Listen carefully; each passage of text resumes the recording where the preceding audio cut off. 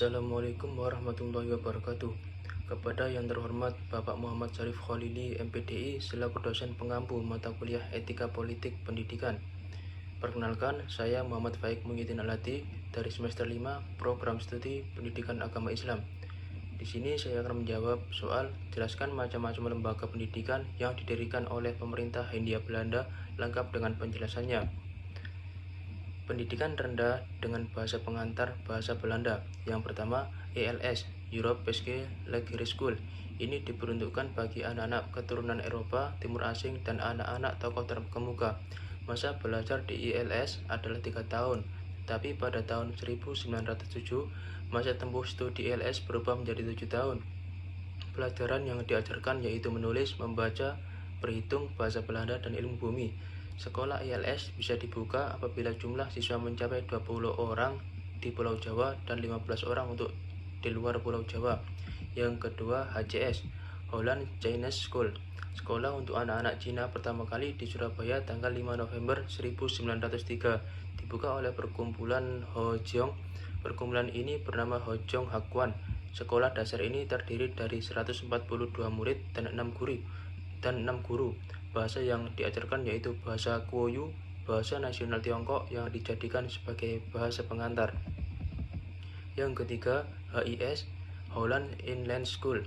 Di Surabaya terdapat HIS negeri dan HIS bersubsidi.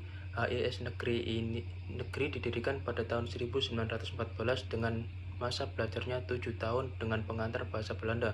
Bagi orang pribumi, HIS merupakan jalan utama untuk meningkatkan derajat sosial karena sekolah ini pada awalnya diperuntukkan bagi orang-orang elit saja. Setelah adanya politik etis sekolah, ini bisa dimasuki oleh anak-anak golongan rendah. Sekolah ini terdiri dari 70 murid dan dipimpin oleh seorang kepala sekolah, juga dibantu oleh 5 guru.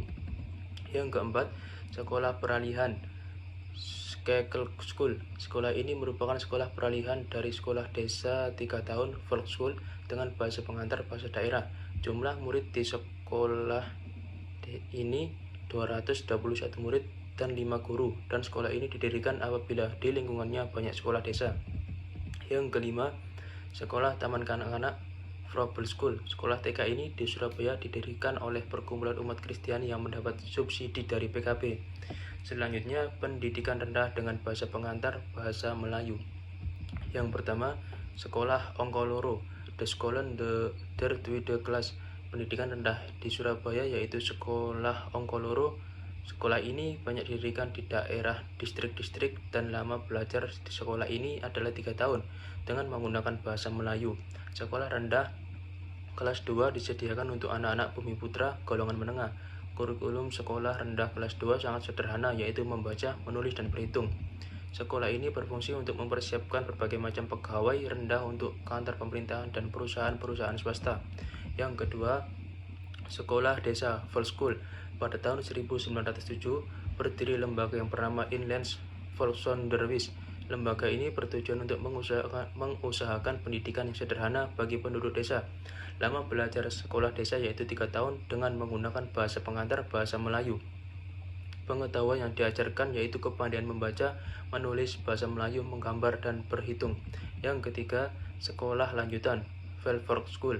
Sekolah lanjutan ini yang dimaksud adalah sekolah lanjutan dari sekolah desa yang dibuka pada tahun 1916. Lama belajar sekolah ini 2 tahun dan disediakan untuk murid-murid yang berprestasi baik dari sekolah desa. Yang selanjutnya, pendidikan lanjutan Middelbaar Onderwijs. Yang pertama, MULO, Merchwith Gebreid Leger Onderwijs, termasuk dalam kategori sekolah dasar yang diperluas. Sekolah ini merupakan kelanjutan dari sekolah dasar yang berbahasa pengantar bahasa Belanda, sehingga MULO dapat dimasukkan dalam jenjang pendidikan lanjutan. MULO pertama kali didirikan di Surabaya pada tahun 1916. Sekolah ini sekarang menjadi SMP 3 dan 4 Prapan, terdiri dari 198 murid dan 4 guru. Yang kedua, AMS, Algemene Middelbare School, didirikan sebagai sekolah lanjutan MULO dan sekaligus sebagai persiapan untuk memasuki perguruan tinggi dengan lama belajar 3 tahun. Yang ketiga, HBS, Hooger Burger School, merupakan sekolah yang setara dengan SMA sekarang. Di Surabaya didirikan pada tahun 1875. Pada tahun 1880, Sekolah ini terdiri dari 278 murid dan 5 guru. Pendidikan HBS ini disesuaikan dengan HBS di negeri Belanda, baik kurikulum maupun ketentuannya. Selanjutnya, pendidikan tinggi. Yang pertama, NIAS, Netherlands Indisch Arts School, atau Sekolah Dokter Hindia Belanda di Surabaya, didirikan pada tanggal 1 Juli 1914.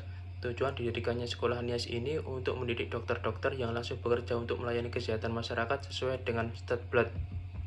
Yang kedua, Stofit, School tot Opleiding van Indisch Tandarsen, Sekolah Dokter Gigi Stofit di Surabaya yang diprakarsai oleh Dr.